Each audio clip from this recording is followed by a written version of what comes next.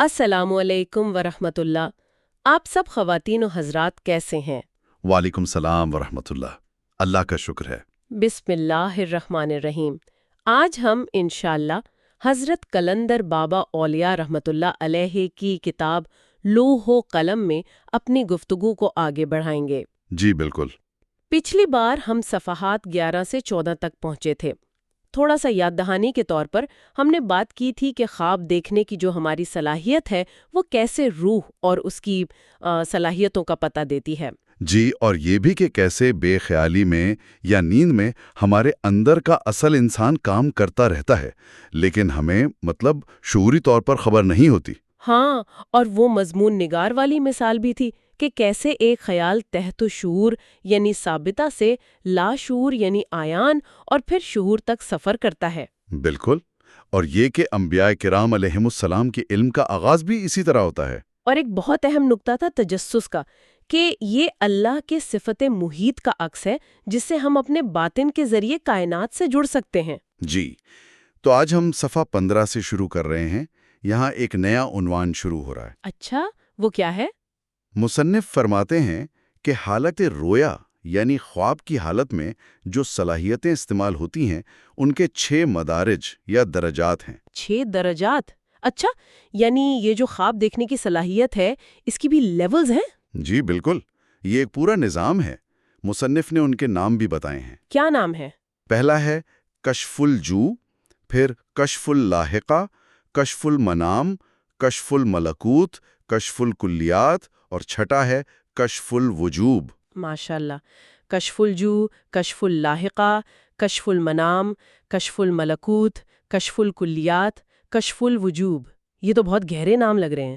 جی، یہ روحانی علوم کی اصطلاحات ہیں، اور مصنف نے ان 6 مدارج کا تعلق قرآن پاک میں بیان کردہ 7 ایام یعنی 6 بناوٹوں یا 6 ادوار سے بھی جوڑا ہے۔ 7 ایام یعنی تخلیق کے 6 دن یا ادوار۔ واہ! جی، آج ہم ذرا پہلے درجے پر بات کرتے ہیں، کشف الجو پر۔ ٹھیک ہے، کشف الجو۔ جو کا کیا مطلب ہے؟ جو فارسی کا لفظ ہے، اس کا مطلب ہے ندی، نہر یا بہاؤ۔ بہاؤ۔ تو کشف الجو کا مطلب ہوا معلومات کے بہاؤ کو جاننا؟ جی بالکل، معلومات کا ایک بہاؤ یا سٹریم۔ کتاب میں واضح کیا گیا ہے کہ یہ کوئی مادی چیز نہیں ہے، بلکہ یہ ایک صلاحیت ہے۔ ایک ابیلٹی۔ جی، اور یہ صلاحیت مصنف کے مطابق ہر انسان میں نسبت وحدت کے تحت موجود ہے۔ نسبت وحدت یعنی ہمارا جو باطنی تعلق ہے کائنات کی وحدت سے، اس کی وجہ سے؟ بالکل، ہمارا جو اصل ہے، جو باطن ہے، وہ کائنات کی اکائی سے جڑا ہوا ہے۔ اسی تعلق کی بنیاد پر یہ صلاحیت کام کرتی ہے۔ اچھا، اور کائنات کے بارے میں کیا کہا گیا ہے؟ کائنات کو اللہ کے حکم کن کی تشکیل کہا گیا ہے، یعنی جب اللہ نے فرمایا ہو جا تو یہ کائنات وجود میں آئی، شکل اختیار کر گئی۔ کن فیکون۔ جی، اور اسی حکم کے ذریعے اللہ تعالیٰ کی ایک صفت محیط یعنی ہر شے کا احاطہ کرنے والی صفت، وہ کائنات کی تمام اشیاء میں منتقل ہو گئی جنہیں کلیات کہا گیا ہے؟ جی بالکل، صفت محیط کا فیض تمام کلیات یعنی کائنات کے تمام اجزاء، تمام مخلوقات تک پہنچا۔ اس کا مطلب کیا ہوا؟ کہ کائنات کی ہر چیز دوسری سے جڑی ہے اور باخبر ہے؟ ایک بہت گہری سطح پر۔ جی، کتاب کہتی ہے کہ کلیات کے تمام اجزاء آپس میں ایک دوسرے کا شعور رکھتے ہیں۔ شعور رکھتے ہیں چاہے ہمیں معلوم نہ ہو؟ جی، چاہے فرد کو اس کا علم نہ ہو، فرد کی اپنی حیثیت ان کلیات کے مجموعے میں ایک مقام کی سی ہے، وہ اس بڑے نظام کا حصہ ہے۔ اس کی کوئی مثال دی ہے کتاب میں؟ جی، ایک بہت خوبصورت مثال ہے۔ جیسے ہم یہاں زمین پر بیٹھے آسمان کو دیکھتے ہیں، سورج، چاند، ستارے۔ جی، ہمارا ان اجرام فلکی کو دیکھ پانا یہ اس بات کی دلیل ہے کہ ہماری حس، ہماری نگاہ زمین کی حدود سے باہر کے ماحول کو پہچانتی ہے، اس کا ادراک کرتی ہے۔ صحیح، ورنہ ہم دیکھ ہی نہ پاتے۔ بالکل، اور یہ پہچاننا ہی دراصل اللہ کی صفات کی معرفت کا ایک پہلو ہے۔ یہ اسی صفت محیط کا اثر ہے۔ تو گویا ہماری حس صرف یہیں تک محدود نہیں، یہ کائنات تک پھیلی ہوئی ہے۔ جی، اب یہاں شعور و لاشعور کا فرق واضح ہوتا ہے۔ وہ کیسے؟ دیکھیں نا، جو ہمارا عام شعور ہے، جاگتی حالت کا شعور، اس کی نگاہ کائنات کے ظاہر کو دیکھتی ہے، چیزوں کی بیرونی شکل، رنگ، حرکت. ٹھیک.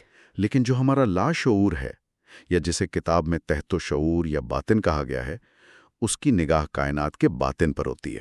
کائنات کا باطن یعنی وہ وحدت، وہ اصل حقیقت. جی، وہ وحدت، وہ اللہ کا ذہن، وہ نظام جس پر یہ کائنات قائم ہے. لاشعور کی رسائی وہاں تک ہے. تو کیا لاشعور ہر چیز کی تفصیل جانتا ہے؟ کتاب کے مطابق جی، لاشعور کائنات کے ہر ذرے کی شکل و صورت، اس کی تمام ممکنہ حرکات و سکنات اور اس کی باطنی حیثیات تک سے واقف ہے. ہر ذرے کی؟ یہ تو حیران کن بات ہے. جی، مسئلہ یہ ہے کہ ہمیں اس کا ادراک نہیں ہوتا. ہم سمجھ نہیں پاتے کیونکہ ہمیں اپنے لاشعور کا مطالعہ کرنا نہیں آتا. اچھا، تو یہ معلومات ہیں تو ہمارے اندر، لیکن ہم ان تک پہنچ نہیں پاتے. اور ان صلاحیتوں میں پہلی سیڑھی کشف الجو ہے؟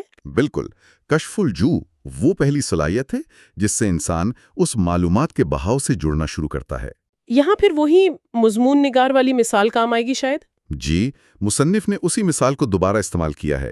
یاد ہے ہم نے پچھلی بار بات کی تھی کہ مضمون کا اصل مفہوم وہ خیال لکھنے سے پہلے ہی لکھنے والے کے تحت شعور یا ثابتہ میں موجود ہوتا ہے. جی ہاں، تو کتاب کہتی ہے کہ اگر کوئی شخص رویا کی صلاحیت یعنی کشف الجو کے ذریعے کسی کے تحت شعور میں جھانک سکے، اس کا مطالعہ کر سکے، تو وہ اس مضمون کو جان سکتا ہے لکھنے سے پہلے ہی؟ جی، چاہے وہ مضمون ابھی لکھا نہ گیا ہو یا چاہے وہ ہزاروں سال پہلے لکھا گیا ہو اور مٹ چکا ہو، وہ خیال، وہ مفہوم تحت شعور میں موجود رہتا ہے. یہ تو وقت اور فاصلے سے آگے کی بات ہو گئی. بالکل، کیونکہ یہ علم روح کی سطح پر ہے اور اس کی بنیاد وہی کن والا نقطہ ہے. اچھا، وہ کیسے؟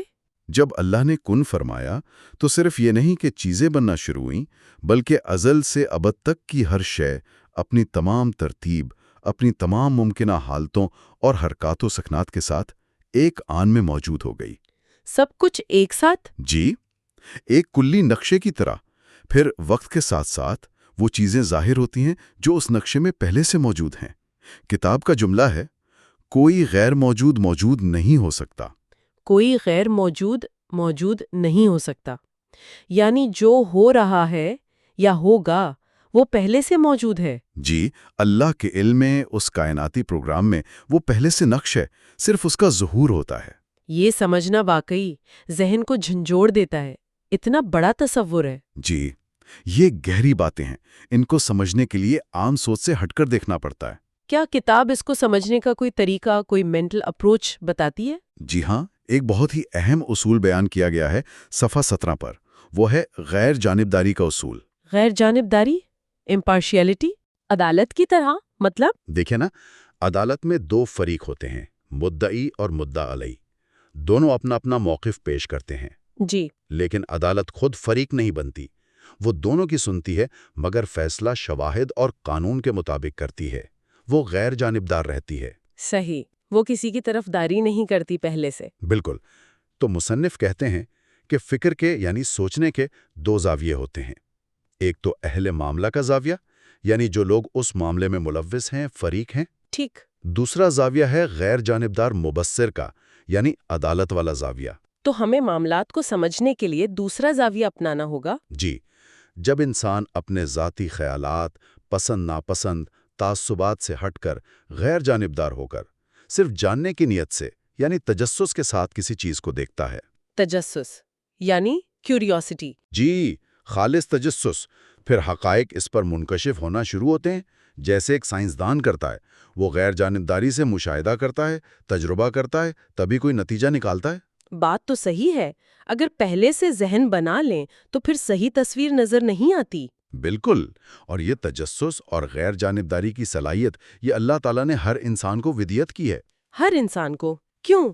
تاکہ ہر کوئی معاملات کی تہ تک پہنچ سکے، صحیح اور غلط میں تمیز کر سکے اور درست فیصلے کر سکے، تاکہ علم اور سمجھ کسی خاص طبقے کی میراث نہ بن جائے. سبحان اللہ، یہ تو بہت اہم نکتہ ہے. جی، تو کلیدی بات یہ نکلی کہ غیر جانبداری، تجسس، معاملات کی درست تفہیم اور پھر اس کی بنیاد پر صحیح فیصلے کرنا، یہ چیزیں دنیا اور آخرت دونوں کی کامیابی کے لیے لازم ہیں. واقعی، غیر جانبداری اور تجسس، ان دو چیزوں پر غور کرنے کی ضرورت ہے. جی بالکل.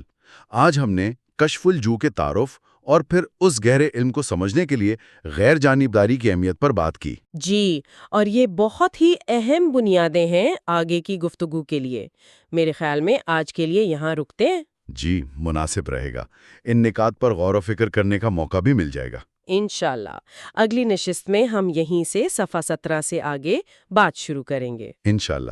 اور سننے والوں سے گزارش ہے کہ اگر آپ کے جاننے والوں میں کوئی ایسے افراد ہیں جو روحانیت کی حقیقت کو سمجھنا چاہتے ہیں یا جنہیں لوح و قلم جیسی گہری کتابیں پڑھنے یا سمجھنے میں دلچسپی تو ہے مگر مشکل محسوس ہوتی ہے تو ان تک یہ گفتگو ضرور پہنچائیں۔ جی ضرور، شاید کسی کے لیے فہم کے نئے دروازے کھل جائیں، اور آپ سب کے لیے ہم بہت دعا کرتے ہیں۔ اللہ تعالیٰ آپ سب کو، آپ کے اہل و عیال کو، آپ کے بچوں کو اپنے خاص کرم سے نوازے، اپنے نیک اور پیارے بندوں کی قربت، ان کی صحبت اور ان کا فیض نصیب فرمائے۔ آمین۔ آمین ثم آمین۔ بہت دعاؤں کے ساتھ اجازت، شکریہ اور اللہ حافظ۔ اللہ حافظ۔